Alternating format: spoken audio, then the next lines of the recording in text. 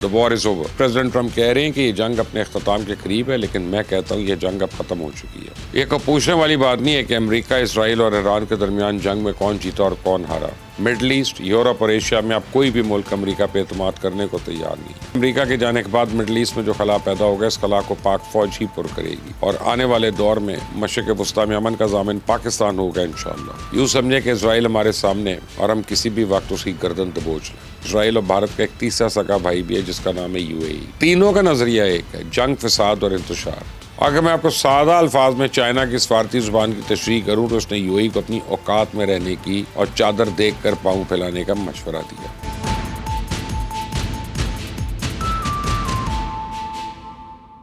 بسم اللہ الرحمن الرحیم۔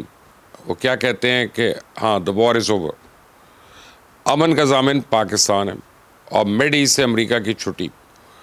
چائنا نے UAE کو بھی ٹھینگا دکھا دیا۔ آپ دیکھ رہے ہیں مبشر لقمان چینل، میرا نام مبشر لقمان ہے۔ یہ کوئی پوچھنے والی بات نہیں ہے کہ امریکہ، اسرائیل اور ایران کے درمیان جنگ میں کون جیتا اور کون ہارا۔ میں الحمدللہ ان چند گنے چند لوگوں میں شامل ہوں جو پہلے دن سے اس جنگ کو بلا جواز اور غیر اخلاقی قرار دے رہے ہیں، اور اس جنگ میں امریکہ کی یقینی شکست کی پیشن گوئی کر رہے تھے۔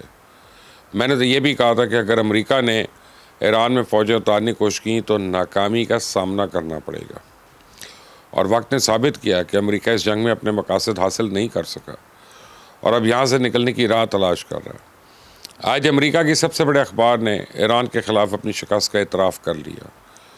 نیو یارک ٹائمز نے اپنے اداریہ میں لکھا ہے کہ صدر ٹرمپ کی یہ مہم جوئی بلا جواز و غیر اخلاقی تھی، جس نے امریکہ کو بدترین سیاسی اور عسکری ناکامی سے دوچار کیا، اور اس جنگ نے امریکہ کے اتحادیوں کو اس سے بہت دور کر دیا۔ اس جنگ نے دنیا بھر میں آمروں کے حوصلے بلند کیے اور امریکہ کی ساکھ مجروح کی۔ مڈل ایسٹ، یورپ اور ایشیا میں اب کوئی بھی ملک امریکہ پہ اعتماد کرنے کو تیار نہیں ہے۔ نیو یارک ٹائمز نے اپنے طویل اداریہ میں ٹرمپ انتظامیہ کو اس خطرے سے بھی خبردار کیا کہ اگر یہ جنگ طول پکڑ گئی تو پھر امریکہ کے پاس ٹاماہاک میزائلز اور جنگی ہتھیاروں کا ذخیرہ خطرناک حد تک کم ہو جائے گا، اور اصل میں یہی وہ اندرونی دباؤ ہے جو ٹرمپ انتظامیہ کو پیچھے ہٹنے پہ مجبور کر رہا ہے۔ پریزیڈنٹ ٹرمپ نے آج خود اس بات کا اشارہ دے دیا کہ جنگ ختم ہونے کے قریب ہے، اور فیلڈ مارشل عاصم منیر بہت شاندار کام کر رہے ہیں، اور اگلے 2 روز میں کوئی اہم اعلان سامنے آ سکتا ہے۔ سنیں ذرا کیا کہا انہوں نے۔ You know what? If I pulled up stakes right now, it would take them 20 years to rebuild that country. And we're not finished. We'll see what happens. I think they want to make a deal very badly. سنا آپ نے، president Trump کہہ رہے ہیں کہ یہ جنگ اپنے اختتام کے قریب ہے، لیکن میں کہتا ہوں یہ جنگ اب ختم ہو چکی ہے، اب صرف اعلان باقی ہے۔ یہ بات طے ہے کہ جس دن امریکہ اور ایران کے درمیان معاہدے پہ دستخط ہوئے، اسی دن سے سپر پاورز کے دور کا خاتمہ شروع ہو جائے گا۔ آئندہ کوئی بھی ملک طاقت کے زور پہ کسی دوسرے ملک پہ اپنا جھنڈا تھوپنے کی حماقت نہیں کرے گا۔ دنیا اب ایک نئے دور میں داخل ہو جائے گی، جہاں فیصلے باہمی اتحاد کے تحت ہوں گے، اور خاص طور پہ ہمارے اس خطے کی قسمت بدلنے والی ہے۔ اس خطے کے اہم فیصلے اب علاقائی طاقتیں مل بیٹھ کر کریں گی۔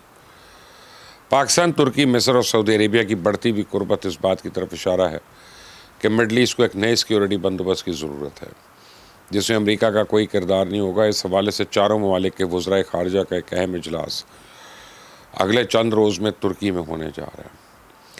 سعودی وزیر خارجہ شہزادہ فیصل بن فرحان نے تو 2 ٹوک الفاظ میں واضح کر دیا ہے کہ دوسروں پہ بھروسہ کرنے کا دور ختم ہو گیا۔ سعي لتحقيق أيضا هذه المنافع المشتركة. المنافع المشتركة ليست فقط لنا مع الصين، لكن لنا مع أمريكا، لنا مع غيرنا، فنحن نسعى خلف مصالحنا، ومصالحنا نجدها في الغرب ونجدها في الشرق، وأينما وجدناها سوف يعني نعمل على تحقيقها۔ پرنس فیصل بن فرحان کی اس بات کو سعودی عربیہ سے امریکی انخلا کے لیے ایک اشارہ سمجھا جا رہا ہے، اور اب میں آپ کو بتاؤں کہ امریکہ کے جانے کے بعد مڈل ایسٹ میں جو خلا پیدا ہوگا، اس خلا کو پاک فوج ہی پر کرے گی، اور آنے والے دور میں مشرق وسطیٰ میں امن کا ضامن پاکستان ہوگا انشاءاللہ۔ اس پہ کام شروع ہو چکا ہے۔ بین الاقوامی نیوز ایجنسی رائٹر نے تو دعویٰ کیا ہے کہ امریکہ ایران کے مذاکرات کے دوران پاکستان اور سعودی عربیہ نے وہ کام کر دکھایا جو عام حالات میں شاید بہت سارے ممالک کے لیے خوف کا باعث بن جاتا۔ اصل میں ہوا یہ ہے کہ پاک فوج نے چند روز پہلے سعودی عربیہ کا جو ان کے کنگ عبدالعزیز ایئر بیس کا کنٹرول سنبھال لیا، اور یہ ایئر بیس پہلے امریکہ کے پاس تھا۔ پہلے مرحلے میں صرف 1.5 درجن فائٹر جیٹس اور 15,000 جوان وہاں تعینات کیے گئے ہیں۔ اگلے مرحلے میں ان کی تعداد بڑھ کے 50,000 ہو جائے گی. اور خواجہ آصف نے اسرائیل کے بارے میں جو ٹویٹ کی تھی اس پہ نیتن یاہو کو مرچیں ایسی نہیں لگی ہوئی. ابھی حال ہی میں پاکستان کے میزائل سسٹم پہ چند پابندیاں عائد کی گئی تھیں اور ان پابندیوں کا مقصد پاکستان کو لانگ رینج میزائلز کی تیاری سے روکنا تھا. تو امریکہ کی عائد کردہ اس پابندی کے پیچھے موساد کی خفیہ رپورٹ تھی جس نے پاکستان کے میزائل سسٹم کو اسرائیل کے لیے خطرہ قرار دیا گیا تھا. اور اسرائیل کے دباؤ پر امریکہ نے پابندیاں تو لگا دیں، لیکن پاکستان نے جب کوئی بات ٹھان لینا تو پھر اسے دنیا کی کوئی طاقت نہ روک سکتی ہے نہ ٹوک سکتی ہے. ہمارے لانگ رینج میزائل شاہین کی پرواز 2700 کلومیٹر ہے، جب تک اسرائیل لگ بھگ اتنی ہی دور ہے. لیکن اگر ہم سعودی عربیہ کے کنگ عبدالعزیز ایئر بیس سے بیٹھیں گے تو یہ فاصلہ بہت کم ہو جائے گا. یوں سمجھیں کہ اسرائیل ہمارے سامنے اور ہم کسی بھی وقت اس کی گردن دبوچ لیں. تو پاکستان نے حال ہی میں جو شارٹ رینج سپرسونک میزائل تیار کیے ان کو اسرائیل تو کیا اسرائیل کا پاپ بھی نہیں روک سکتا. ایرانی میزائلز گرنے سے پہلے یہ لوگ جو چوہے کی طرح بنکرز میں جا کے گھستے تھے، لیکن ہم کسی کو بنکر میں گھسنے کی مہلت بھی نہیں دیں گے. نیتن یاہو کو اگر یقین نہ آئے تو مودی کو فون کر کے پوچھ لیں.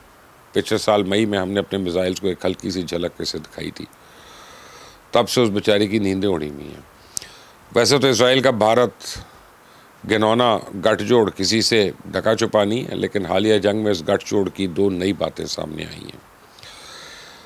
پہلی بات تو یہ ہے کہ بھارت نے اسرائیل کو اپنا سگا بھائی قرار دے دیا اور گودی میڈیا ایران اور لیبنان پہ اسرائیل کے حملوں کی مسلسل حمایت بھی کر رہا ہے. لیکن میں آپ کو بتاؤں کہ اسرائیل اور بھارت کا ایک تیسرا سگا بھائی بھی ہے جس کا نام ہے UAE. تینوں کا نظریہ ایک ہے: جنگ، فساد اور انتشار. جنوبی ایشیا، مڈل ایسٹ اور افریقہ میں جہاں کہیں سورج برپا ہوگی، سورج کے پیچھے آپ کو ان 3 سگے بھائیوں میں کسی ایک کا ہاتھ ضرور نظر آئے گا. ایران، لیبنان اور شام کی بربادی اسرائیل نے کی. یمن، صومالیہ اور سوڈان میں UAE نے انتشار پھیلایا. افغانستان اور پاکستان کے حالات خراب کرنے میں بھارت کا ہاتھ ہے.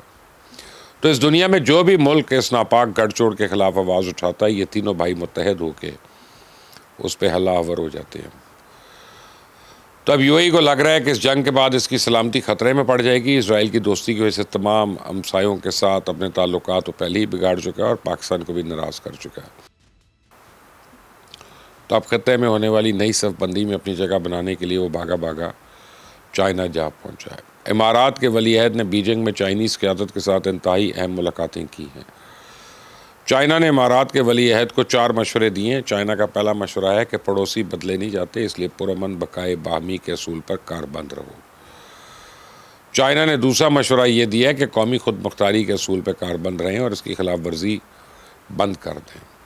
چائنا نے UAE کو تیسری تجویز یہ دی ہے کہ بین الاقوامی قانون کی حکمرانی کے اصول کو اپنائیں. چائنا کا چوتھا اور آخری مشورہ ہے کہ ترقی اور سلامتی کے لیے متوازن نقطۂ نظر اپنائیں. اگر میں آپ کو سادہ الفاظ میں چائنا کی سفارتی زبان کی تشریح کروں تو اس نے UAE کو اپنی اوقات میں رہنے کی اور چادر دیکھ کر پاؤں پھیلانے کا مشورہ دیا. تو آپ دیکھیں اس وقت پوری مسلم ورلڈ عدم تحفظ کا شکار ہے. پوری دنیا اسرائیلی جارحیت کے دفاع سے تنگ آ چکی ہے اور اسرائیل کے دیرینہ اتحادی یورپین کنٹریز بھی اس کے دفاعی معاہدے ختم کر رہے ہیں. اسرائیل کی جارحیت کی مذمت کر رہے ہیں، لیکن UAE مسلم ورلڈ کو چھوڑ کے اسرائیل کے چھتر چھایا تلے بیٹھا ہوا ہے. سعودی عرب کے ساتھ اس کا مسئلہ ہے، ایران اس سے تنگ ہے. پاکستان، ترکی اور مصر کے ساتھ تو پہلے جیسی گرم جوشی باقی نہیں رہی. UAE نے اگر چائنا کی تجاویز پہ کان نہ دھرے تو پھر اپنے مصائب کا ذمہ دار خود ہوگا. اور میں دوبارہ سے کہہ رہا ہوں کہ امریکہ مڈل ایسٹ سے نکلنے کی تیاری کر رہا ہے اور اس کے جانے سے جو خلا پیدا ہو گیا اس خلا کو پاکستان ہی پر کرے گا. ایران اپنی طاقت منوا چکا ہے. سعودی عربیہ پاکستان کے ساتھ دفاعی معاہدہ کر چکا ہے. ترکی، مصر اور قطر بھی ان کے ساتھ ہیں. چائنا نے اس نئے بلاک کی پشت پہ کھڑا ہونے کا اعلان کیا ہوا ہے. فیصلہ اب UAE کے ہاتھ میں ہے کہ اس نے ہمارے ساتھ مل کر علاقائی امن اور خطے کی ترقی کے لیے کام کرنا ہے یا اسرائیل اور بھارت کے ساتھ مل کر اس دنیا کو جہنم بنانے کے لیے اپنا کردار بھرپور ادا کرنا ہے، جو وہ کر رہا ہے. آپ دیکھ رہے ہیں مبشر لقمان چینل، اس کو سبسکرائب کریں، بیل آئیکن کو پریس کریں. Until the next time, Allah Hafiz.